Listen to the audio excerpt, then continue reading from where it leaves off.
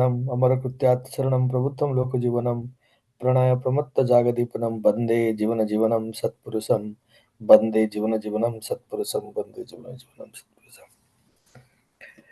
ଆଜି ଆମର ନିୟମିତ ଭାବରେ ସତ୍ସଙ୍ଗ ଯେଉଁ ଚାଲୁଛି ଦୈନିକ ସତ୍ସଙ୍ଗ ସେଥିରେ ଆପଣ ସମସ୍ତଙ୍କୁ ମୋର ଆନ୍ତରିକ ଜୟଗୁରୁ ଏବଂ ମୁଁ ଯଥାଯଥ ସ୍ଥାନରେ ମୋର ପ୍ରୀତି ଜ୍ଞାପନ କରୁଛି, ମୋର ପ୍ରଣାମ ଜଣାଉଛି। ଆଜି सुभाष भाई एकदम रेगुलरली ये सत्संग चले नहीं चलती मत दि चार थर से फोन कले किंतु समय अभाव रे मु जोग दे पाली आगु तो भाई समय विषय ही आज जदि किसी कहवा देखे मुझे चेष्टा करी किसी कहना मोर केतड़ाक ठाकुर कहवा आदर्श उपर आधारित एवं किसी जीवन में जहाँ निजर किसी बोधी कह आजिकल ये वेस्टर्न वर्ल्ड रे हम माने इक्वालिटी विषय बहुत शुणुचु सबू मनीष सामान सेटा बिल्कुल ठीक नुह सेटा बिल्कुल सत नुह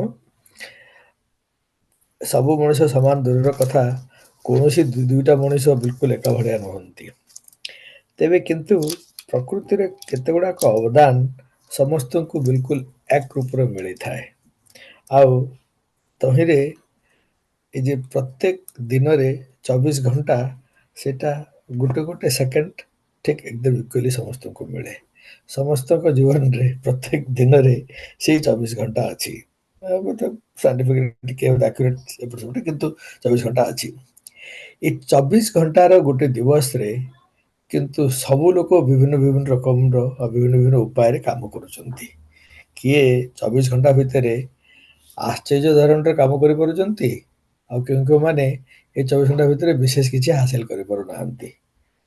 तो आमे ये समयटा को किभली भाव रे सत उपाय लगे परिबा कि समय रो आमे मैक्सिमम पाई पारु इटा होची समय दक्षता बा टाइम मैनेजमेंट रो केतुडाक प्रिंसिपल मु दिने देवघर रे जाय थाए देवघर रे हमरो से भाई अछंती हमरो धृतिमान सिंह भाई सी बड़ा बड़ा भजन भी लिखती सागर आलोचना बहुत ज्ञानी लोक से सी सागर कथबार्ता हेले बहुत किसी कहती ठाकुर कहते ये सकाल सकाले प्रार्थना करिवार जो नियमटा अच्छी जदि केवल से प्रार्थना को मु ठीक टाइम रे ठीक उपाय रे रेडी है कि करेबी ए गोटे झुंक रे जदि जणे लागे ताहले देखिबो तार केते समय बंचुची जो माने सकाले भोर सकाल जो सकाल प्रार्थनाटा करती आ जदि संभव सकाल प्रार्थना पूर्व निजर नित्य कर्म गुड़ाक जो सारी देकी करती तापर देखिए प्रार्थना सरू सरू केते गुड़ाक इम्पोर्टेंट काम घंटे 2 घंटा भितर हो आ भोर भोर गोटे सकाल सकाल एमती लगे कि मोर दिन में गुड़ा एकम्प्लिशमेंट हो गलानी आउ एटा जो मैंने करती प्रार्थना मिस करती प्रार्थना पर हेला करेंगे दिन 12टा बाजी दिन जाकर एकम्प्लिशमेंट बेसी है ना तो आमर सकाल प्रार्थनार नियमटा जदि आम ठीक मत लगे करूँ से समय ही समय मिले जना पड़ो इन जनरल आजिकल मैनेजमेंट कहते कि जदि स्ट्रांग रिजॉल्व नहीं कि कौन सी काम जदि गोटे ठीक समय रे मु स्थिर करी सबुदिन करने को चेष्टा करे से गोटे झुंकटा को नेवापेका मनुष्य ऑटोमेटिकली बाकी केते गुड़ाक जो तार डिस्ट्रैक्टिंग पुल्स अच्छी ताको एडजस्ट करे आउ से गोटे को करने को जाइकरी तार केतड़ाक काम आपे आपे आपे आपे ठीक ठीक कल पड़ जाए यहाँ हूँ प्रकृति नियम और ठाकुर सत्यानुष्ठान लिखुंट तमें आमे आम कहते तुम्हें गोटाए को चाहवा को जाए 10टा चाहे बस गोटे ही किरकम चरम हुए ताही कर सब गुड़िक पाइब एटा भी गोटे से समय उपयोगितार सूत्र गोटे जो यार साड़े से मनुष्य विभ्रांत हो जाऊ कि नहीं किंतु जदि गोटाए दरकार अच्छी जोटा आजिकार मोस्ट इंपोर्टेंट एक्टिविटी जदि ताकू करने पूरा पूरी लगे कर से गोटे को करवा समय देखो से गोटे पूर्ण हो केते गुड़ाक आउरी जिनस भी पूर्ण हो गला जोटा हे तो इनिशियली प्लान नथिला किंतु हे तो बैकलॉग रे थिला कि करिवार अछि बोली कि से किंतु हे जिवो किंतु गोटे को जंती चरम ऊपर करा को पड़ो सेरा करा को पड़ो ମୁଁ ଗୋଟେଦିଟା ପର୍ସନାଲ ଲାଇଫରୁ ମୁଁ ଉଦାହରଣ ଦେବି। ତେବେ ଏଇଟା ହେଲା ପ୍ରଥମ ଆମର ହେଲା ସକାଳେ ସନ୍ଧ୍ୟାରେ ପ୍ରାର୍ଥନା ଯଦି କରନ୍ତି ରେଗୁଲାରଲି ତ ହୃଦୟରେ ଶକ୍ତି ବଢ଼େ, ଦକ୍ଷତା ବଢ଼େ ଆଉ ମଣିଷ ସେଇ ସମୟ ଭିତରେ ବେଶୀ ବେଶୀ କିଛି କରିପାରେ। ସେକେଣ୍ଡ ଠାକୁର କହୁଛନ୍ତି ସେ କଥା କହୁଥିଲେ କି ଛୋଟ ଛୋଟ ଜିନିଷ ଗୁଡ଼ାକ କହନ୍ତି great people don't really always do great things they do small things but in a great manner କହନ୍ତି ଏ ଯୋଉ ଆମକୁ ମହାନ ଲୋକମାନେ ସବୁବେଳେ ବଡ଼ ବଡ଼ କାମ ଗୁଡ଼ା କରନ୍ତି ଏଭଳିଆ ନୁହଁ ସେମାନେ କିନ୍ତୁ ଛୋଟ ଛୋଟ କାମ ଗୁଡ଼ାକ ବଡ଼ ମହାନ ଭାବରେ କରନ୍ତି ଆଉ ସେଗୁଡ଼ା ଏମିତି ସମଗ୍ର ହେଇ ଗୋଟେ ବହୁତ ବଡ଼ ହେଇଯାଏ ଛୋଟ ଛୋଟ କାମ ଧରନ୍ତୁ ମୋର ଗାଡ଼ିର ଚାବିଟା ମୁଁ କୋଉଠି ରଖୁଛି ଆ ଧୂପଟା କୋଉଠି ରଖୁଛି ମାଚିସ୍ଟା କୋଉଠି ରଖୁଛି ବା ଚଷମାଟା ମୋର କୋଉଠି ରଖୁଛି ମୋର କଲମ ଗୁଡ଼ା କୋଉଠି ରଖୁଛି ଏଇ ଯେ ଛୋଟ ଛୋଟ ଜିନିଷ ଗୁଡ଼ାକ ଲୋକମାନେ ଯୋଉଠୁ କାଢ଼ିବେ ଜିନିଷଟା ତାକୁ ବ୍ୟବହାର କରିବେ ଆଉ କାମ ସରିଲା ପରେ ଠିକ୍ ସେଇ ଜାଗାରେ ଯଦି ତାହେଲେ ଜିନିଷ ଖୋଜାଖୋଜି କରିବା ପାଇଁକା ସମୟ ନଷ୍ଟ କରିବାକୁ ପଡ଼ିବ ନାହିଁ ଅନେକ ଲୋକ ଅଛନ୍ତି ଯେତେବେଳେ ଠିକ୍ କୁଆଡ଼େ ବାହାରିବାକୁ ପଡ଼ିବ କାଉଳେ ବେଳେ କଳୁ ବୁଲୁଥିବେ ଆରେ ମୋ ରୁମାଲଟା କୁଆଡ଼େ ଗଲା ମୋର ସେ ସାର୍ଟଟା କୁଆଡ଼େ ଗଲା ମୋର ମଫଲରଟା କୁଆଡ଼େ ଗଲା ସକ୍ସଟା ମିଳୁନାହିଁ ଚାବିଟା ମିଳୁନାହିଁ ଖୋଜୁଥିବେ ବାହାରିବାକୁ ଥିଲା 10ଟାରେ 10ଟା 15 ହେଇଗଲାଣି ଘରୁ ଦୌଡ଼ାଦୌଡ଼ି କରିକି ବାହାରି ପାରୁନାହାନ୍ତି ତାପରେ ଯାଉଛନ୍ତି ଗାଡ଼ିରେ ବସୁଛନ୍ତି ଆରେ ମୁଁ ଏ ପାଣି ବୋତଲ ଆଣିବା ଭୁଲିଗଲି ତା ତା ଠିକ୍ ତାର ଓଲଟା ହଉଛନ୍ତି ଯୋଉଠି ରଖନ୍ତି ଯୋଉ ଲୋକମାନେ ସେମାନେ ତାଙ୍କର ବ୍ୟାଗଟାକୁ ସଜାଡ଼ିବା ପାଇଁକା ବ୍ୟାଗଟା ଜିନିଷ ଭରିବା ପାଇଁକା 2 ମିନିଟରୁ ବେଶୀ ଲାଗିବ ନାହିଁ ସବୁ ଜିନିଷ ଯୋଉଟା ଆଖିରେ ବୁଝୁଛନ୍ତି ଠାକୁରଙ୍କର ତ ତାକୁ ଉଦାହରଣ ଦଉଥିଲେ କି ଲୋକ ଏଭଳିଆ ଭାବରେ ଜିନିଷ ରଖୁଛନ୍ତି କି ହଠାତ୍ କିନା ସନ୍ଧ୍ୟାରେ ଲାଇଟ୍ ଚାଲିଗଲା ପୁରା ଘରଟା ଅନ୍ଧାର କିନ୍ତୁ ହାତଟା ବଢ଼େଇକିରି ମୋର ଟର୍ଚ୍ଚଟା ଏଇଠି ଅଛି ମୋର ମାଚିସ୍ଟା ସେଇଠି ଅଛି ମୋର କ୍ୟାଣ୍ଡେଲଟା ଏଇଠି ଅଛି ସେଟା କାଢ଼ିବାକୁ ତାକୁ କଷ୍ଟ ହବ ନାହିଁ କାହିଁକି ଯୋଉ ଜାଗାଟା ସେଇ ଠିକ୍ ଜାଗାରେ ରହୁଛି ଏଥିରେ ସମୟ ବଞ୍ଚେ ଯଦି ଆମେ ଏଇ ଛୋଟ ଛୋଟ ଡିସିପ୍ଲିନ୍ ଗୁଡ଼ାକ କରିବା ତାହେଲେ ଆମର ବହୁତ ମୂଲ୍ୟବାନ ସମୟ ଗୁଡ଼ାକ ବଞ୍ଚିବ ଅଯଥାରେ ନଷ୍ଟ ହବ ନାହିଁ ଛୋଟ ଛୋଟ ଡିସିପ୍ଲିନ୍ରେ ଯୋଉ ମା ମାନେ ଘରେ ରୋଷେଇ କରନ୍ତି ଅନେକ ମାଙ୍କୁ ମୁଁ ଦେଖେ ସେମାନେ ତାଙ୍କ ରୋଷେଇ ଘରଟାକୁ ଏତେ ସିଷ୍ଟମାଟିକଲି ରଖିଥାନ୍ତି କି ଲୁଣ ଡବାଟା ସେଇଠି ଗୋଲମରିଚ ଡବାଟା ଏଇଠି ଲଙ୍କାଟା ସେଇଠି ଚା ପତ୍ରଟା ଏଇଠି ବିସ୍କିଟ୍ ସେପଟେ ଘରକୁ ଲୋକ ହଠାତ୍ ପଳେଇ ଆସିଲେ କୋଉଟା ଅଛି ତାକୁ ବେଶୀ ଆବର କରିବାକୁ ପଡ଼େ ନାହିଁ କାରଣ କାମ ସରିଲା ପରେ ସେ ଜିନିଷ ଗୁଡ଼ାକ ମଝିରେ ସେଇଠି ସେଟ୍ କରିଦେଇକିରି ସେଟା ଭରି ଦିଅନ୍ତି କରନ୍ତି ସେମାନଙ୍କ ଦକ୍ଷତା ବଢ଼େ ଏଗୁଡ଼ାକ ପ୍ରୋଫେସନାଲ ଅର୍ଗାନାଇଜେସନରେ ଏସବୁ ଟ୍ରେନିଂ ସେମାନେ ଦିଅନ୍ତି ଯେ ମେକାନିକ ଗୋଟେ ଥିବ ଭଲ ମେକାନିକ ସ୍କୁଲରେ ତାଙ୍କ ମେକାନିକ କହିବ ଆମର ଏତେ ଗୁଡ଼ାକ ସବୁ ଟୁଲ୍ସ ଅଛି ସ୍ପାନର୍ସ ଅଛି ପ୍ଲାୟର୍ସ ଅଛି ରେଞ୍ଚ ଅଛି ସ୍କ୍ରୁ ଡ୍ରାଇଭର୍ସ ଅଛି ତାର ସବୁ ଜାଗାରେ ଥାକ କରାହେଇଥିବ କୋଉଟେ ରହିବ ଯେ ଫାର୍ମା ଦୋକାନରେ କାମ କରୁଛନ୍ତି ସେମାନଙ୍କୁ ତାଙ୍କର ମେଡିସିନ କେମିତି ରଖାହବ ସେଇଟା ଜଣା ହେଇଥାଏ ତାକୁ କୋଉଟେ ନମ୍ବର ୱାଇଜ ହବ କୋଉଟେ ତାର ବେସ୍ ୱାଇଜ ହବ କୋଉଟେ ଅଏଣ୍ଟମେଣ୍ଟସ ରହିବ କୋଉଟେ ତାର ତାକୁ ଆରେଞ୍ଜମେଣ୍ଟ ହେଇକି ଥାଏ ଯେ ଲାଇବ୍ରେରୀରେ କାମ କରୁଛି ତାର ବହି ଗୁଡ଼ାକ କେମିତି ଆରେଞ୍ଜ ତାକୁ ଶିଖା ହେଇଥାଏ ଯେମିତି ବହି ଗୋଟେ କି ଆସିକି ମାଗିଲା ଫଟକିନା ଲାଇବ୍ରେରୀ ଯାଇକି ତାକୁ କହିଦେଇପାରିବ କି ତମେ ଏଇ ଫ୍ଲୋରକୁ ଯାଅ ସେ ରାକକୁ ଯାଅ ସେ ରାକର ମିଡିଲରେ ସେ ବହିଟା ମିଳିବ କରିକି ତ ଯୋଉ ଜିନିଷ ଗୁଡ଼ାକ ଆମେ ଯେତେ ତାକୁ ନିୟମିତ ଭାବରେ ତାକୁ ଶୃଙ୍ଖଳିତ ଭାବରେ ରଖିପାରିବା ସେତେ ଶୀଘ୍ର ସେଟା ମିଳିବ ଜୀବନର ଶୃଙ୍ଖଳା ବି ସେଇଭଳିଆ ତାର ଲାଭ ଅଛି ଯାହା ଯାହା ଦରକାର ତାକୁ ଯଦି ଏକଦମ ଶୃଙ୍ଖଳିତ ଭାବରେ ଯଦି ରଖାହବ ସେଟା ସହଜରେ ମିଳିବ ମୁଁ ମୋର ଜୀବନର ଗୋଟେ ଆମେ କାଲିର ଗୋଟେ ଘଟଣାଟା ମୁଁ କହୁଛି ସକାଳୁ କହୁଥିଲି ଏଇଠି ଦୀକ୍ଷା ବହୁତ କମ୍ ହୁଏ ଆଜିଠୁ 2 ସପ୍ତାହ ପୂର୍ବରୁ ଗୋଟେ ମାର ଦୀକ୍ଷା ହେଇପାରେ ବୋଲିକିରି ଖବର ମତେ ଜଣେ ଗୁରୁ ଭାଇ ଦେଲେ ଇଷ୍ଟ କୋଷ୍ଟରୁ ଦେଲେ ସିଏ ଏଠୁ 6-7 କିଲୋମିଟର ଦୂରରେ ରହୁଛନ୍ତି ସିଏ ମତେ ଖବର ଦେଲେ କି ଗୋଟେ ଦୀକ୍ଷା ହେବାର ସମ୍ଭାବନା ଅଛି ମୁଁ ଫୋନ ଟୋନ କଲି କିନ୍ତୁ ବହୁତ ବାଟ ଆମ ଘରୁ ତା ଘରକୁ ଡାଇରେକ୍ଟ ଡ୍ରାଇଭ୍ କରିକି ଗଲେ ବି 8-9 ଘଣ୍ଟା ଏମିତି ଲାଗିବ 8 ଘଣ୍ଟା ଖଣ୍ଡେ ଲାଗିବ କହିଲି ତାପରେ ମୁଁ ଆମର ଗୋଟେ ଉତ୍ସବ ଥିଲା ଉତ୍ସବ ଗଲି କିଛି ଅଫିସ କାମ ସାରିକି ସପ୍ତାହ ଗଲା କାଲି ପହରଦିନ ରାତିରେ ଭାବ ଆସିଲା ମୁଁ କହିଲି ନା ଆମର ମାନେ ପହରଦିନ ଗୋଟେ ସତ୍ସଙ୍ଗ ଥିଲା ଆମର ଯୋଉ ରେଗୁଲାର ସତ୍ସଙ୍ଗ ଥିଲା କହିଲା କି ନା ଏ ଦୀକ୍ଷାଟା ରହିଯାଇଛି ଦୀକ୍ଷାଟା କେମିତି ହେଲେ କରିବା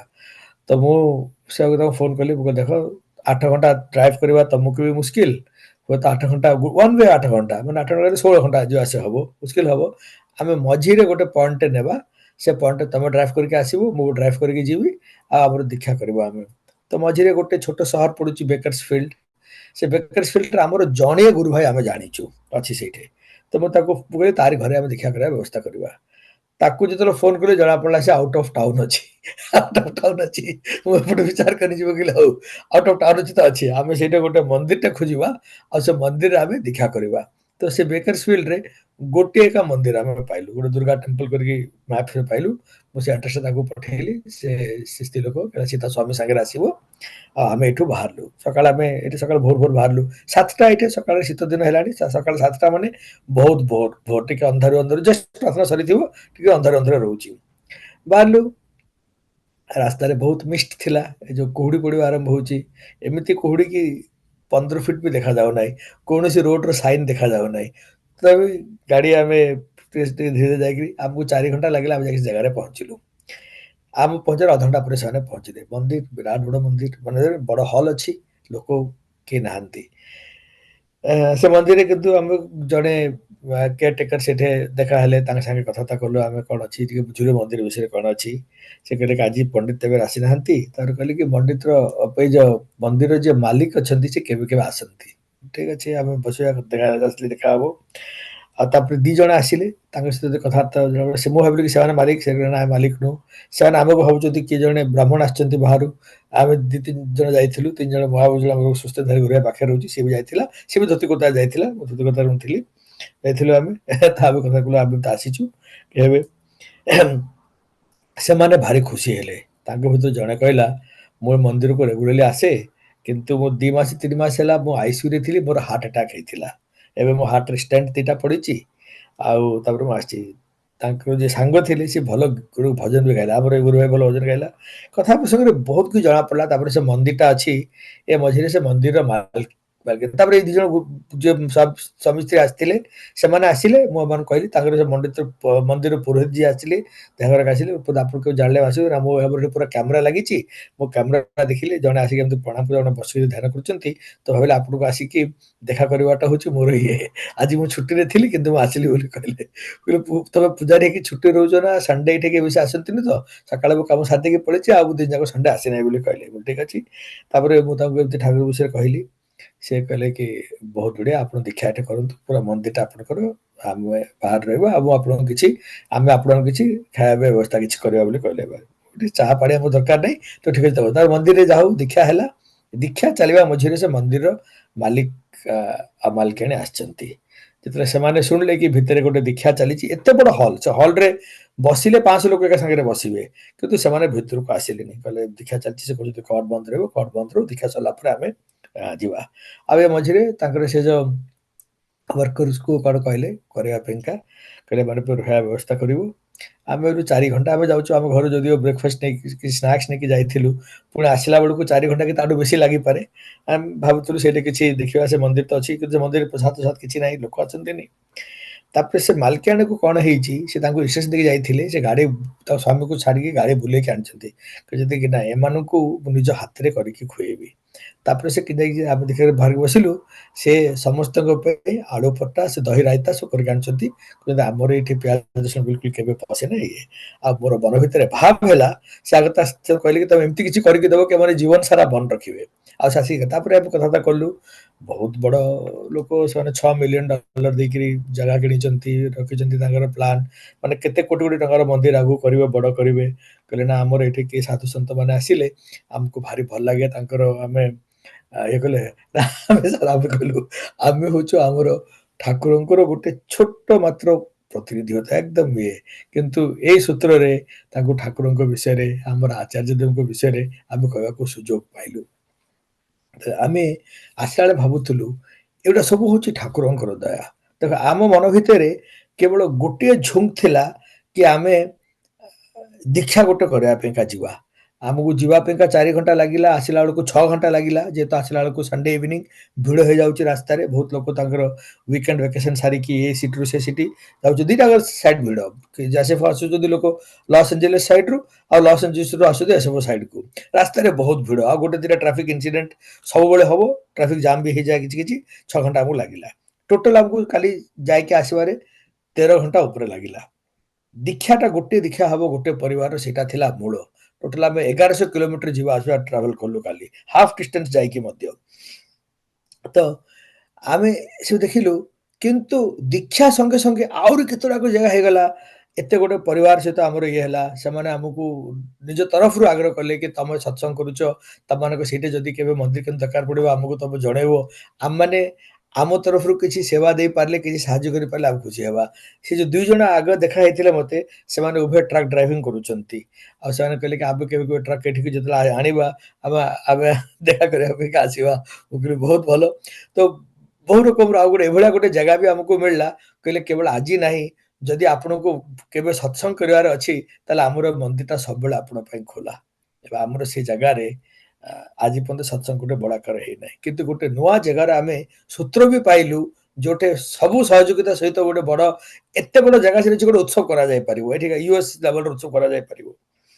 ତ ଆମେ ଯୋଉ ଠାକୁରଙ୍କର ଏସବୁ ଦୟାର କଥା ଗୁଡ଼ାକ କହିଲେ ନ ସରେ।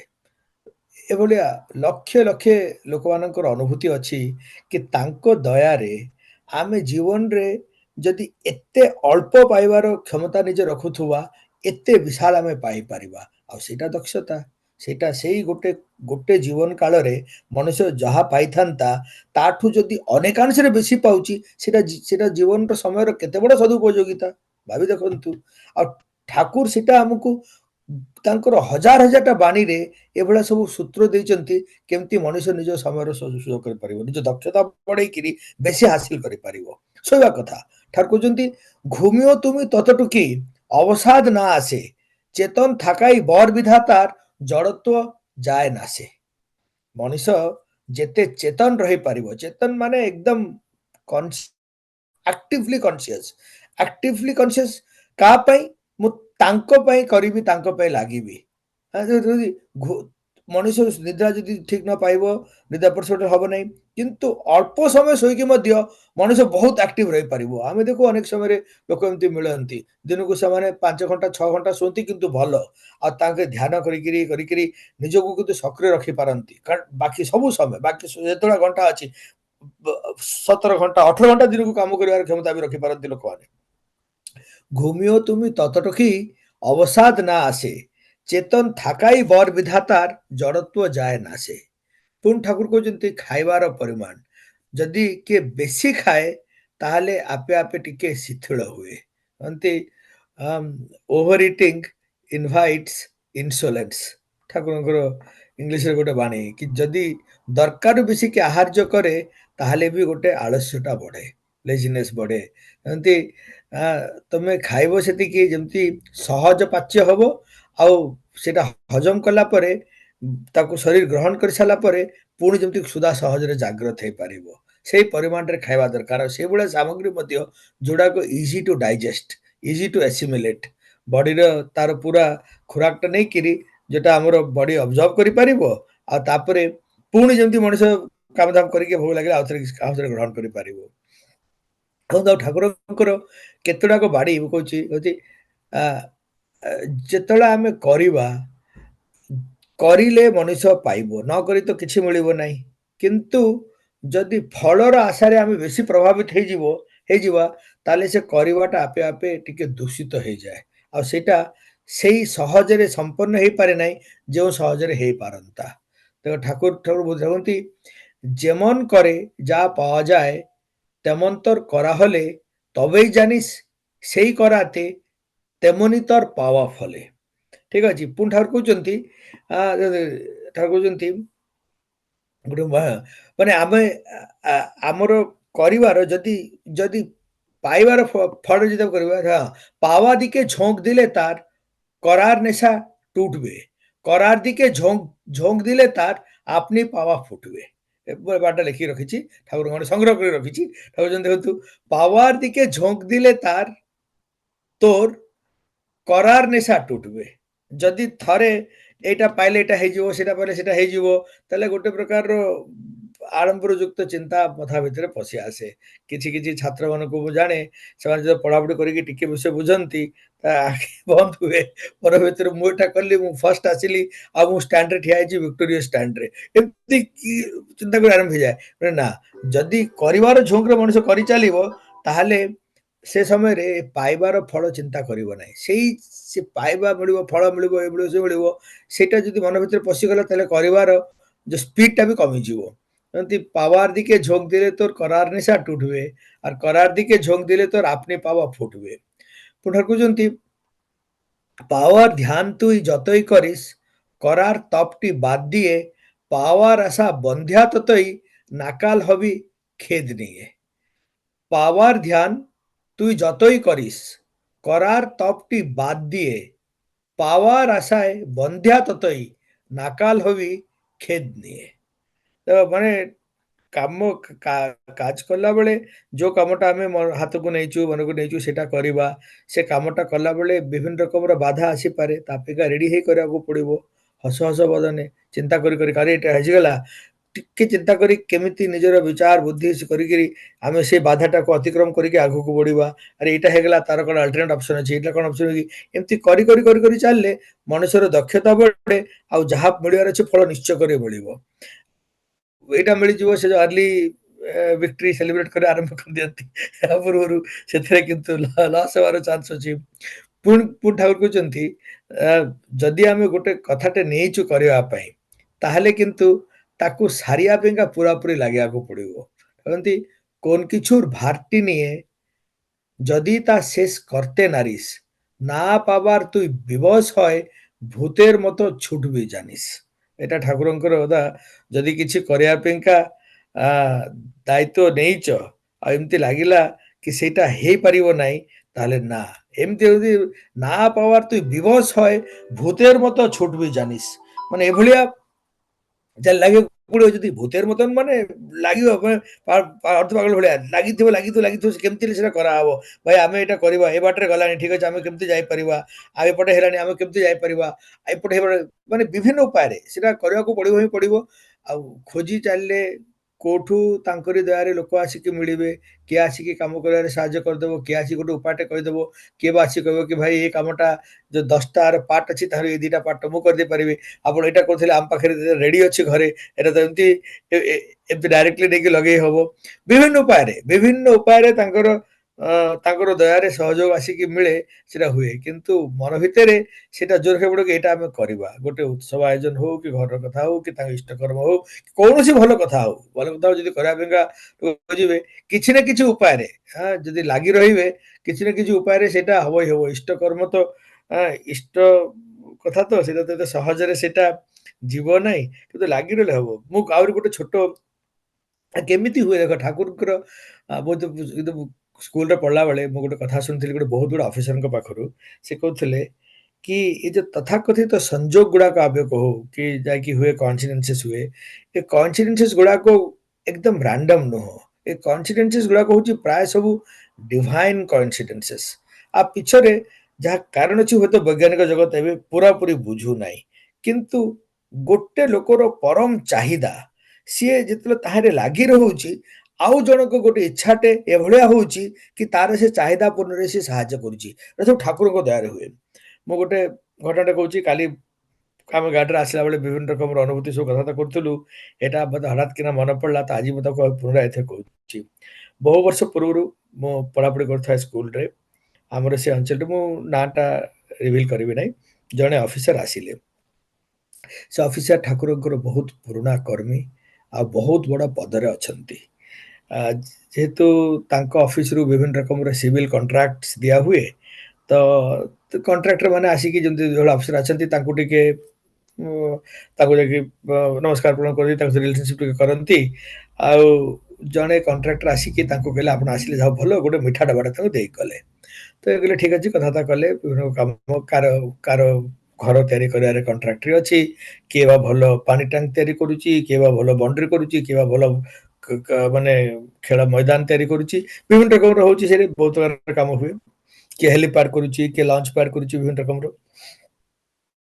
ଯେତେବେଳେ ଅଫିସ ଶେଷରେ ସିଏ ଏମିତି ସବୁ ଦେଖିଲେ କଣ ଡବା ଅଛି କହିଲେ ମିଠା ଡବାଟେ ଅଛି ଯେତେବେଳେ ଖୋଲିଲେ ସେ ମିଠା ଡବାରେ ଗୋଟେ କାଗଜ ତଳେ ସବୁ ନୋଟ ଗୁଡାକ ଭରି ହେଇଛି ଏକଦମ ସେ ବନ୍ଦ କରିଦେଲେ କହିଲେ ସେ ଲକ୍ଷ୍ୟ କରିନାହାନ୍ତି କିଏ ଦେଇକି ଗଲା ଏତେ ସବୁ ଲୋକ ନୂଆ।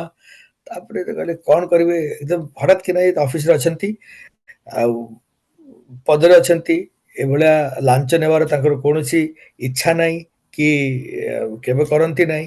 ଆଉ ଭାବି ନୂଆ ନୂଆ ଆସିଛନ୍ତି ଯଦି କିଏ ଯଦି କିଛି କରିବ ତ ବନ୍ଦ କରିଦେଲେ।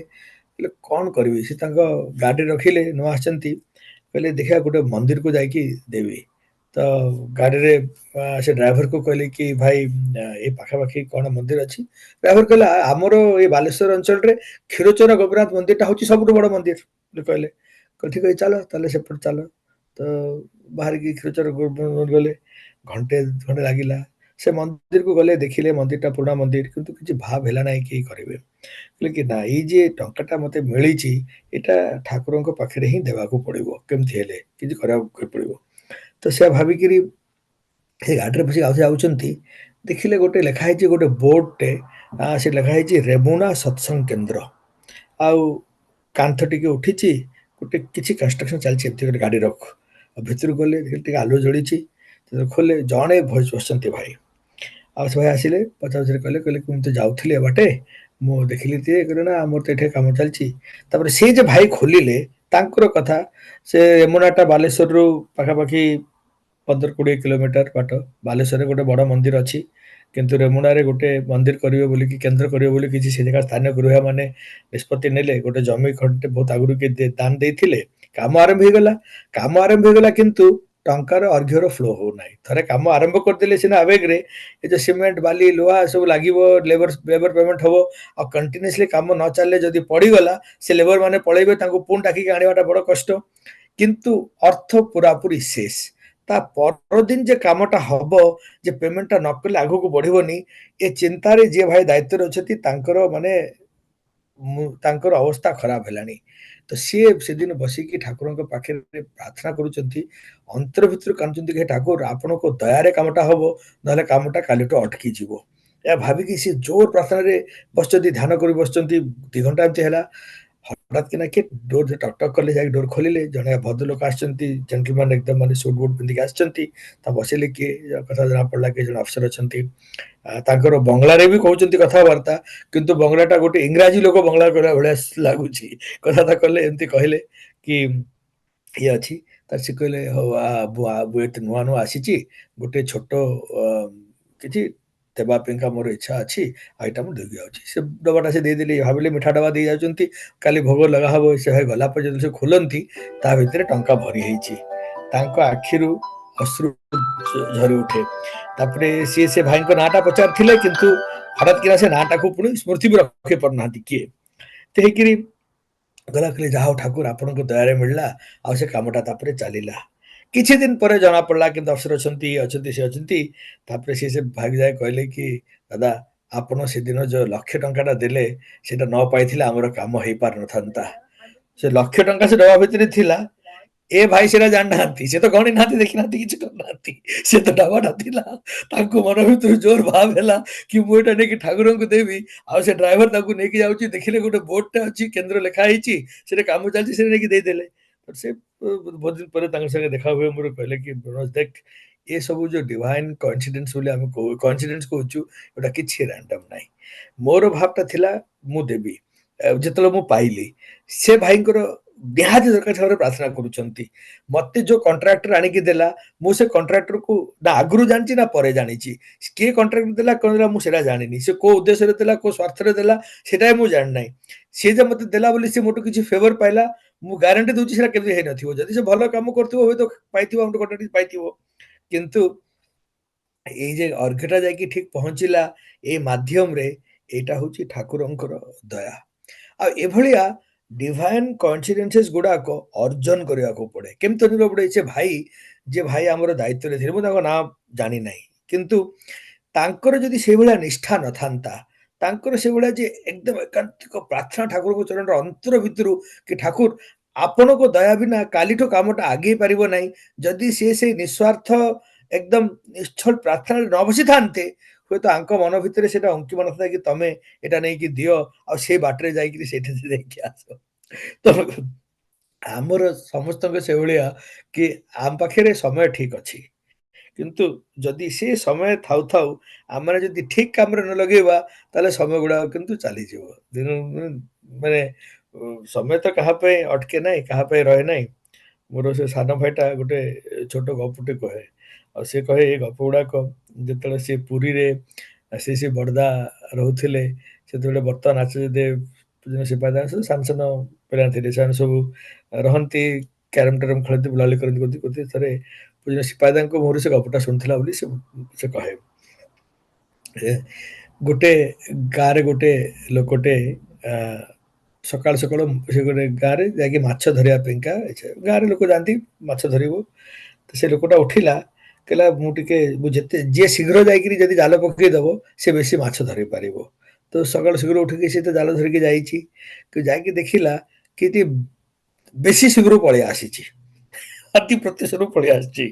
କହିଲା ଆଉ ଏବେ ତ ସମୟ ଅଛି। ଆଉ ଏବେ ଏତେ ରାତିରେ ତ ପକେଇବନି ଟିକେ ଆଉ ଗଲା ପରେ ପକେଇବ। ତ ଏତେ ବସିଛି ଆଉ ପୁଣି ଗାଁକୁ ଫେରିକି ଯିବ କି? ଆସିଛି ବନ୍ଧ ପାଖକୁ ଆସିଛି ବନ୍ଧ ପାଖରେ ବସିଛି। ତ ସେଇଠି କିଛି କେତେଟାକୁ ଗୁଡ଼ି ପଡ଼ିଥିଲା। ତ କହିଲା ଠିକ ଅଛି ବସିଛି ତ ସେ ଗୋଟେ ଗୋଟେ ଗୁଡ଼ି ଉଠେଇକି ସେ ପାଣିରେ ଫିଙ୍ଗୁଛି। ଏମିତି କରିକି ଗୋଟେ ଗୋଟେ ଗୁଡ଼ି ଫିଙ୍ଗୁଛି। ଅନ୍ଧାରରେ ବି ଟିକେ ସେ ଛପ ଛପକ କିନା ଶବ୍ଦଟା ଆସୁଛି। ତ ସେ ପାଣିର ଲହରଟା ଗଲା। ସେ ଲହରର ଟିକେ ଶବ୍ଦ ଭଳିଆ ଆସୁଛି। ଯେତେବେଳେ ସେଇଟା ଟିକେ ସ୍ଥିର ହଉଛି ଆଉ ଗୋଟେ ଗୁଡ଼ି ଉଠୁଛି ତାପରେ ତାକୁ ଫିଙ୍ଗୁଛି।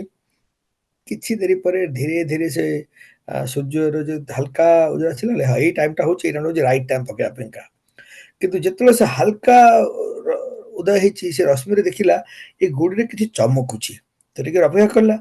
ତାପରେ ସେ ପଳେଇ ଚମକିଲା ଆରେ ଏଇଟା ଯୋଉଟା ମୁଁ ଗୁଡ଼ି ବୋଲି ଭାବୁଥିଲି ସେଟା ସବୁ ଯାକ ହଉଛି ଆ ମୋତି ଭଳିଆ ମାନେ ସେଟା ପୁରା ଜେମ୍ ଷ୍ଟୋନ୍ସ ସେଟା ମାନେ ବଡ ମୂଲ୍ୟବାନ ଜିନିଷ ଗୁଡାକ। କିନ୍ତୁ ସେ ସବୁ ତ ଫିଙ୍ଗି ଦେଇଛି ପାଣି ଭିତରେ ଖାଲି ଗୋଟେ ରହିଯାଇଛି। ସେତେବେଳେ ତା ମଥା ଭାତ କଲା କହିଲା ମୁଁ ଏମିତି ବୋକା ଏଗୁଡାକ ସବୁ ଗୁଡ଼ି ଭାବିକିରି ଗୋଟେ ଗୋଟେ ପାଣିରେ ଫିଙ୍ଗି ଦେଇଛି। ଏଗୁଡାକ ତ ରହିଥିଲେ ମୋର ତ ସେ ମାଛ ଧରିବା ଅପେକ୍ଷା କେତେ ବେଶୀ ମୋର ଅର୍ଥାର୍ଜନ ହୁଅନ୍ତା। ଏ ଭାବିକି ସେ ନିଜକୁ ଟିକେ ଇଏ କଲା। କହିଲେ କି ଏଇ ଯେ ଏ କିନ୍ତୁ ତାତ୍ପର୍ଯ୍ୟଟା ହଉଛି ଏ ଯୋଉ ଗୋଟେ ଗୋଟେ ଗୁଡ଼ିଟା ସେ ନଷ୍ଟ ହଉଛି ସେଇଟା ଆମ ଜୀବନର ଗୋଟେ ଗୋଟେ ଦିନ ଭଳିଆ। ଗୋଟେ ଗୋଟେ ଦିନ ଆମକୁ ଏକଦମ ସୁନହରାତ ଦିବସ golden moment of the golden moment of life ମାନେ ଆମକୁ ଗୋଟେ ସ୍ୱର୍ଣ୍ଣିମ ଅବସର ଗୋଟେ ଗୋଟେ ଦିନ ମିଳୁଛି। ଆମେ କିନ୍ତୁ ଗୋଟେ ଦିନ ଯଦି ନଷ୍ଟ କରିଦେବା ଜୀବନର କେତେ ଗୁଡାକ କାଳ ନଷ୍ଟ ହେଇଯିବ ସେଇଟା ତ ଆଉ ଫେରି କେବେ ମିଳିବନି। ତ ସେ ନଷ୍ଟ ନ କରିକି ସମୟକୁ ସଦୁପଯୋଗ ଭାବରେ କରିବାଟା ହଉଛି ଗୋଟେ ମଣିଷର ଧ୍ୟେୟ। ଠାକୁର ଦେଖନ୍ତୁ କହନ୍ତି ଆମରକୁ ଯୋଉ ସକାଳ ସକାଳ ଇଷ୍ଟବୃତ୍ତି କରିବାର ଉପାୟଟା ଅଛି ସେ ଠାକୁର କଣ କହିଛନ୍ତି আগুন রাগে করবিরে কাজ বজ্র বেগে করবি শেষ দক্ষ নিপুণ এমনি କରାଏ ଶକ୍ତି ପ୍ରାଣେ ଜାଗବେ ଦେଶ। ଦେଖ ଠାକୁରଙ୍କର ବାଣୀ ଏକଦମ ଏକଦମ ସକାଳୁ ଅରୁଣୋଦୟ ଯେତେବେଳେ ସକାଳେ ସକାଳେ ଉଠେ କରିବାର ଉପାୟଟା ବି କେମିତି ଆଗୁନ ରାଗେ କରିବିରେ କାଜ ଯେମିତି ନିଆଁଟା ଧକ ଧକ ଧକ ଧକ କରିକି ଜଳି ଉଠେ ସେଭଳିଆ କାମଟା କରିବାକୁ ପଡିବ। ବଜ୍ର ବେଗେ କରବି ଶେଷ এইটা ଠାକୁର ବାରମ୍ବାର କହୁଛନ୍ତି ସତ୍ୟନାରାୟଣ ସାଗର କହୁଛନ୍ତି ଯେ ତମେ ଆମକୁ ତୀବ୍ର ହେବାକୁ ପଡିବ ଜଗତଟା ସେଭଳିଆ ଯୁଗଟା ସେଭଳିଆ ଏକଦମ ଗତିରେ ତୀବ୍ର ଗତିରେ ଆଗେଇବାକୁ ପଡିବ। ଠାକୁର କର୍ସନ ବି କରୁଛନ୍ତି ତମେ ଦୌଡ଼ି ଯାଅ କିନ୍ତୁ ଧଇଁସଇଁ ହେଇଯାଅ ନାହିଁ ଆଉ ଯେମିତି ଠୋକର ଖାଇକି ପଡି ନ ପଡ ସେଭଳି ନଜର ରଖ। ତ ଆମକୁ କିନ୍ତୁ ତେଜ ଗତିରେ କାମ କରିବାକୁ ପଡିବ ଦକ୍ଷତା ସହିତ ଏମିତି ଦକ୍ଷ ନିପୁଣ ଏମନି କରାଏ ଶକ୍ତି ପ୍ରାଣେ ଜାଗବେ ଦେଶ। ତ ଯାଉ ଆଜି ଏଇ ଯେ ଭାଇ କଥା ଚାଲିଥିଲା କି ଆମର ସମୟର କରିବା ତାପରେ ଆହୁରି ଗୋଟେ ଧାରଣା ଦେଖନ୍ତୁ ଆମେ କୋଉ ଓଡିଆରେ ତତ୍ପର ହେବା ତତ୍ପର ଶବ୍ଦର ଅର୍ଥଟା ହେଲା ତତ୍ପର ମାନେ ତାପରେ ତାପରେ କଣ କଣ କରିବାକୁ ପଡିବ ସେଇଟା କରିବାକୁ ବହୁତ ଲୋକମାନେ ତାଙ୍କର ଦୈନିକ କାମ ହଉ କି ସାପ୍ତାହିକ କାମ ହଉ ତାର ଗୋଟେ ବଢିଆ ଚେକଲିଷ୍ଟ କରିଥାନ୍ତି କି ଆଜିର ଏଇଟା ହଉଛି ଟାସ୍କ ଲିଷ୍ଟ ଆଉ ଯେମିତି ଗୋଟେ ଗୋଟେ କାମ ହବ ତାକୁ ଚେକବକ୍ସ ଚେକିଲା ଚେକିଲା ଚେକିଲା କରିଦିଅନ୍ତି। ପୁଣି ସ୍କେଡ୍ୟୁଲ ମ୍ୟାନେଜମେଣ୍ଟ କରନ୍ତି ଯୋଉଟା ଦରକାର ସେଇଟା ଆଲାର୍ମ କି ରିମାଇଣ୍ଡର ରଖନ୍ତି କହିଲା ଆଚ୍ଛା ଏଇ କାମଟା ଚାଲିଛି ଯଦି ସେଇଟା ବର୍ତ୍ତମାନର କାମଟା ଯଦି ସରିଗଲା ତ ଭଲ ଆଉ ଯଦି ଟିକେ ପୁଶ କରିବାକୁ ପଡିବ ପୁଶ କରନ୍ତି କିନ୍ତୁ ତାଙ୍କର ସ୍କେଡ୍ୟୁଲ ମ୍ୟାନେଜମେଣ୍ଟ ଏତେ ବଢିଆ କରନ୍ତି ଦିନ ଶେଷରେ ଦେଖିଲେ କହିଲା ବହୁତ କିଛି ଆକମ୍ପ୍ଲିସ ହେଲା ସପ୍ତାହ ଜାଗାରେ ବଢିଆ ପ୍ଲାନିଂ ବି ହେଇକି ଅଛି। ଆଉ ଏଇଭଳିଆ ଯେ ୱାର୍କ ମ୍ୟାନେଜମେଣ୍ଟ ଟାସ୍କ ମ୍ୟାନେଜମେଣ୍ଟ କରିବା ପାଇଁକା ଯଦି କିଛି କିଛି ଛୋଟ ଛୋଟ ଟୁଲ୍ସ ବା ଯୋଉ ଉପାୟରେ ଡାଏରୀରେ ହଉ ଆଜିକାଲି ତ ପ୍ରାୟ ଫୋନରେ ସବୁ ଆପ୍ସ ଗୁଡାକ ମିଳିଯାଉଛି ଛୋଟ ଛୋଟ ଟାସ୍କ ଲିଷ୍ଟ କରିକି ସେ ଟାସ୍କ କଲେ ତାହେଲେ ମଣିଷ ଭୁଲିବ ନାହିଁ ଆଉ ଇମ୍ପୋର୍ଟାଣ୍ଟ କାମ ଗୁଡାକ ରହିବ ନାହିଁ। ସମୟ ଥାଉ ଥାଉ ଯଦି କାମଟା କରାହବ ତାହେଲେ କହନ୍ତି ବେଳ ବୁଡିଲେ ଭେଳା ବୁଡିବ ଯଦି ବେଳ ଥାଉ ଥାଉ ଯଦି ସବୁ କରାହବ ତାହେଲେ ବହୁତ କିଛି ହାସିଲ ହେଇପାରିବ।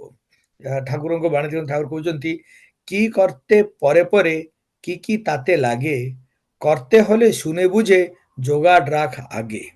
এটা ଠାକୁରଙ୍କର ବାଣୀ କଣ କଣ କରିବା ଟିକେ ଆଗରୁ ଚିନ୍ତା କରିକି ସବୁ କିଛି ରଖିବାକୁ ପଡିବ କି କରତେ ପରେ ପରେ କି ତାତେ ଲାଗେ करते हले शुनिबु जे जोगाड़रा आगे काली गोटे ट्रिप रे जिबार अछि ତ ସକାଳୁ ଉଠିକି ଯିବାକୁ ପଡ଼ିବ ଯୋଉଦିନ ବୋଧେ ଯାଇଥିଲୁ ହଉ ଗୋଟେ ଗରମ ପାଣି ବୋତଲଟେ ସାଙ୍ଗେ ରଖି ନେଇଗଲେ ହବ ରାସ୍ତାରେ ଆମକୁ ଦରକାର ପଡ଼ିବ ବା କିଛି ରାସ୍ତାରେ ଆମେ ସ୍ନାକ୍ସ ଦରକାର ପଡ଼ିବ କି ଯଦି ସେ ଚାହା କରିକି ଦବ ତାହେଲେ ଚାହାର ଥର୍ମୋଷ୍ଟାଟ୍ ରହିଲା ସେ ଦରକାର ପଡ଼ିବ ଗ୍ଲାସ ରହିଲା ପେପର ନାପକିନ ରହିଲା ସବୁ କିଛି ଗାଡ଼ିରେ ଥିବ କିନ୍ତୁ ଆରେ ଚା ତ ଆମେ ଆଣିଲୁ କିନ୍ତୁ ଗ୍ଲାସ ଆଣିନୁ ପୁଣି ସେ ଗ୍ଲାସ ଆଣିବୁ ଚା ବି ପିଇ ହବ ନାହିଁ ଗାଡ଼ିରେ ଅଟକେଇବ ସେ ଅଧଘଣ୍ଟାରେ ସମୟ ନଷ୍ଟ ହବ ଆଉ ସବୁ କିଛି ହେଲା ପେପର ନାପକିନ ନାହିଁ ପେପର ନାପକିନ ନଥିଲେ ପୁଣି ସେ ଚା ପଡ଼ିବ ଟିକେ ଗାଡ଼ିରେ ଚାଲିଲା ବେଳକୁ ପଡ଼ିଲେ ପଡ଼ିଯିବ ସେଟା ଟିକେ କମ୍ପ୍ରୋମାଇଜ କରିବାକୁ ପଡ଼ିବ ତ ଛୋଟ ଛୋଟ ଜିନିଷ ଗୁଡ଼ାକ ସବୁ କିନ୍ତୁ ସେଗୁଡ଼ାକ ଯଦି ଠିକ କାମ ରଖା ହେଇଥିବ ତାହେଲେ ବହୁତ ମୂଲ୍ୟବାନ ସମୟ ପରେ ବଞ୍ଚିବ ତ ତାପରେ ଦେଖନ୍ତୁ ଠାକୁର ଯେମିତି ଯେ ଅବସ୍থায় যেমন্তর কওয়া কয়া করার প্রয়োজন সতের পথে তেমনি করা তবে আসে উন্নয়ন ଆଉ ଏମିତି ମାନେ ଉନ୍ନୟନ ପଥରେ ଯିବାକୁ ଥିଲେ ବି ମଣିଷ ଏଇ ସବୁ କିଛି ଠିକ ଠିକ ଟୁକୁ ଟୁକୁ ଟୁକୁ ଜିନିଷ ସବୁ ଠିକ ଠିକ କରିବାକୁ ପଡ଼ିବ ଆଉ ତାପରେ ଦେଖନ୍ତୁ ଲମ୍ବା କାଳରେ ଦେଖିଲେ ଆମେ ସମସ୍ତେ କିଛି ନା କିଛି କାମ କରୁଛୁ ଏଇଟା ଖାଲି ଏଟା ହଉଛି କି ଆମେ କୋଉ ଭଳିଆ କାମକୁ ବେଶୀ ପ୍ରାୟୋରିଟାଇଜେସନ ଦଉଛୁ କୋଉଟା ବେଶୀ ସର୍ବୋପରି ହବ ଯୋଉଟା ଆମର ମାକ୍ସିମମ୍ ଟାଇମ୍ ଏଫର୍ଟ ଏନର୍ଜି ସବୁ ନବ ଆଉ କୋଉଟାକୁ ବା ଆମେ ଟିକେ ଗୌଣ କରିକି ପ୍ରୟୋଗ କରୁଛୁ ସେଥିରେ ସବୁଠୁ କ୍ଲାସିଫିକେସନ ହେଲା ତାକୁ ଏମିତି ନିଜের ধান্দায় থাকলো যারা জ্যান্ত মরা রইল তারা ଆଉ ପୁଣି କହନ୍ତି ଇଷ୍ଟ ଧାନ୍ଦାଏ ଘୁରିଲ ଯେ ବାଜିମାତ କରିଲ ସେ ତ ଆମେ ଯାହା କାମଟା ସବୁ କରୁଛୁ ଏଥିରେ ମୁଁ ତ କାମ କରୁଛି ଠିକ ସେଥିରେ ଇଷ୍ଟ ଧନ୍ଦା କେତେ ପୂର୍ଣ୍ଣ ହଉଛି ସେ ଦେଖିବାକୁ ପଡ଼ିବ ନିଜର କାମ ଗୁଡ଼ାକ ଦେଇ ସବୁ କରି ତା ଭିତରେ ଭିତରେ କିନ୍ତୁ ମୂଳ ଉଦ୍ଦେଶ୍ୟ ଏଟା ହଉଛି କି ମୁଁ ଏଟା କରିବା ଯୋଗୁଁ ଯେମିତି ମୋର ଏଥିରେ ଟିକେ ଇଷ୍ଟକରଣ କରିପାରୁ ଥରେ ଆଚାର୍ଯ୍ୟ ଦେବ ଶ୍ରୀ ଦାଦା ତାଙ୍କ ପାଖରେ ଜଣେ ଭାଇ ଏମିତି କହୁଥିଲେ କି କିନ୍ତୁ ଆଜିକାଲି ଆଉ କିଛି ଇଷ୍ଟ କାମ କରିବା ପାଇଁକା ସୁଯୋଗ ମିଳୁନାହିଁ ବୋଲି କହିଲେ ଦାଦା କହିଲେ କି କହିଲେ ତୁ ଇଷ୍ଟ କାମ କରିବା ପାଇଁକା ସୁଯୋଗ ପାଉନୁ କହିଲେ ନା ପରିବାରରେ ଏତେ କାମଧାମ ରହୁଛି ପରିବାର ଚଳଣି ଭିତରେ ଧାଁ ଧପଡ଼ା ଭିତରେ ସବୁ ସମୟ ଚାଲି ଯାଉଛି ଆଉ ଇଷ୍ଟ କାମ କିଛି କରି ହଉନି ପରିବାର କାମ କରୁଛୁ କଣ ବାଜାର ଯାଇକିରି ଜିନିଷ କିଣା କରୁଛୁ କହିଲେ ହଁ ବଜାର ଯିବ ସପିଂ କରିବାକୁ ପଡୁଛି ସ୍ତ୍ରୀ ଯିବାକୁ ପଡୁଛି ଘର ପିଙ୍ଗା ଜିନିଷ କରିବ ପିଲାମାନଙ୍କ ପିଙ୍ଗା କରିବାକୁ ପଡୁଛି ସେଟା ସବୁ ଇଷ୍ଟ କର୍ମ ସେଇ ସବୁ କର୍ମ ଭିତରେ ତୁ ବଜାରକୁ ଯାଉଛୁ ପରିବା କିଣିବା ପାଇଁକା ପରିବାର କିଣିଲା ବେଳେ ଦି ଚାରିଟା ଲୋକ ସାଙ୍ଗରେ ଦେଖା ହବ କାହାର ପରିବା କଣ ଅଛି ତୁ ଖାଲି ହେଇକି ସେ ଶାଗଟା ଅଛି ଶାଗଟାର ଦାମଟା ବୁଲାବୁଲି କରିବୁ ତା ସାଙ୍ଗରେ ଯିଏ ବିକ୍ରୟ ବିକ୍ରି କରୁଛି ତାର ଟିକେ ଭଲ ମନ୍ଦ ବୁଝିବୁ ସେ କୋଉଠୁ ଆସିଛି କଣ କରୁଛି ବୁଝିବୁ ଆରେ ତୋର ପ୍ରୀତିପୂର୍ଣ୍ଣ ବ୍ୟବହାରରେ ସେ ଲୋକଟା ଯେ ଉଦ୍ଦୀପ୍ତ ହବ ସେଇଟା ତ ପୁଣି ଇଷ୍ଟକର୍ମ ଅଫିସରେ ଯାଉଛୁ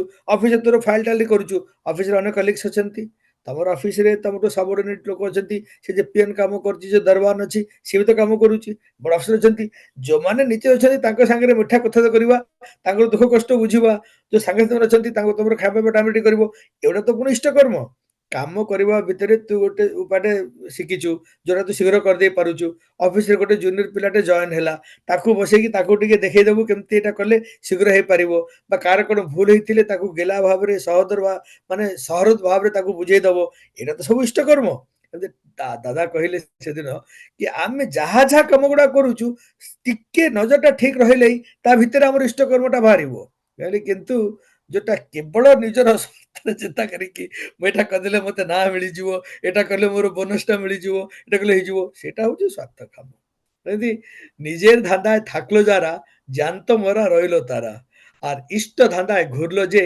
বাজিমাত করলো ସେ ଗୋଟେ ଜୀବନରେ ମଣିଷ ଏତେ କାମ କରିଯିବ ମନ ଭିତରେ ପୁରା ଏକଦମ ସନ୍ତୃପ୍ତିର ବୋଧଟା ଜାଗ୍ରତ ହେଇଯିବ କହିଲେ ଆହ ବଢିଆ ଗୋଟେ ପରେ ଗୋଟେ ଦିନ ଗୋଟେ ପରେ ଗୋଟେ ମାସ ଗୋଟେ ପରେ ଗୋଟେ ବର୍ଷ ଗଲା କହିଲା ବାହ ତାଙ୍କରି ଦୟାରେ ଆମକୁ ଚାଲିଛି ଜୀବନ ବି ଚାଲିଛି ବଢିଆ ଆଉ ନିଜର କ୍ଷମତା ଅନୁଯାୟୀ ନିଜର ସାମର୍ଥ୍ୟ ଅନୁଯାୟୀ ଯାହା କରିପାରିଲୁ ସେଥିରେ କରିକି ସନ୍ତୁଷ୍ଟ ହଉ ଆଜି ଆମେ ଏତିକି ରଖିବା ମୋର ଆଉ ଅନ୍ୟ କାମ ବି ବହୁତ ଅଛି ଆପଣ ସମସ୍ତଙ୍କ ପାଖରେ ମୋର ଠାକୁରଙ୍କ ଚରଣରେ ଏଇ ପ୍ରାର୍ଥନା କି ଏତେ ସୁଭାଷ ଭାଇ ଯାହା କରୁଛନ୍ତି ସେଟା ବି ଗୋଟେ ପରମ ଦକ୍ଷ ପରମ କୌଶଳର ସେଟା ଗୋଟେ ଉଦାହରଣ ଦେଖନ୍ତୁ ଯୋଉ ଭାବରେ କରୁଛନ୍ତି ଏତେ ରେଗୁଲାରଲି ଲାଗିଛନ୍ତି ଆଉ କରିବା ପାଇଁକା ତାଙ୍କୁ ଏ ସବୁ ଯାକ କେତେବେଳେ ପଡୁଛି ତା ପରଦିନ କିଏ ଆସିବେ ତାର ସିକ୍ୱେନ୍ସ ଅଫ ଇଭେଣ୍ଟସ କଣ ହବ କିଏ ଗାଇବ କିଏ କହିବ କିଏ ଭଜନ କରିବ କୋରସ କରିବ କୀର୍ତ୍ତନ କରିବ ସେ ଲେଖୁଛନ୍ତି ସ୍କେଡ୍ୟୁଲ କରୁଛନ୍ତି ଲୋକଙ୍କୁ ରିମାଇଣ୍ଡର ପଠାଉଛନ୍ତି ବ୍ୟାକଅପ୍ ପ୍ଲାନ ରଖୁଛନ୍ତି ସବୁ କରୁଛନ୍ତି ଆଉ ଏ ଗୋଟିଏକୁ ନେଇକିରି କେତେ ଆଡ଼େ ଯେ ଚାଲିଗଲାଣି ଚାଲିଛନ୍ତି ସେଥିରେ ଯୋଉ ଦକ୍ଷତା ବଢ଼େଇବେ ଏବେ ସୁଭାଷ ଭାଇଙ୍କ ଘରେ ଯଦି କିଛି କାମ ପଡ଼ିବ ସେ ଖାଲି ଗୋଟେ ଆହ୍ୱାନ ଦେଇଦେଲେ ଆମର ହଜାର ହଜାର ଗୁରୁ ଭାଇ ସାହାଯ୍ୟ କରିବାକୁ ପଳେଇ ଆସିବେ। ଏଇଟା ହଉଛି ମୋର ବିଶ୍ୱାସ। ତାଙ୍କର କାମ କଲେ ଇଷ୍ଟ ଧାନ୍ଦା ଘୁରିଲ ଯେ ବାଜି ମାତ୍ କରଲ ସେ। ଆଉ ଆପଣ ସମସ୍ତଙ୍କର ମଙ୍ଗଳମୟ ଠାକୁର ପ୍ରାର୍ଥନା କରି ମୁଁ ବିଦାୟ ନେଉଛି। ସର୍ବେ ଭବନ୍ତୁ ସୁଖିନଃ ସର୍ବେ ସନ୍ତୁ ନିରାମୟ ସର୍ବେ ଭଦ୍ରାଣि ପଶ୍ୟନ୍ତୁ ମା କଶ୍ଚିତ୍ ଦୁଃଖ ଭାଗ ଭବେତ୍ ବନ୍ଦେ ପୁରୁଷୋତ୍ତମମ୍। ଜୟ ଗୁରୁ। ଜୟ ଗୁରୁ ସୁଭାଷ ଭାଇ।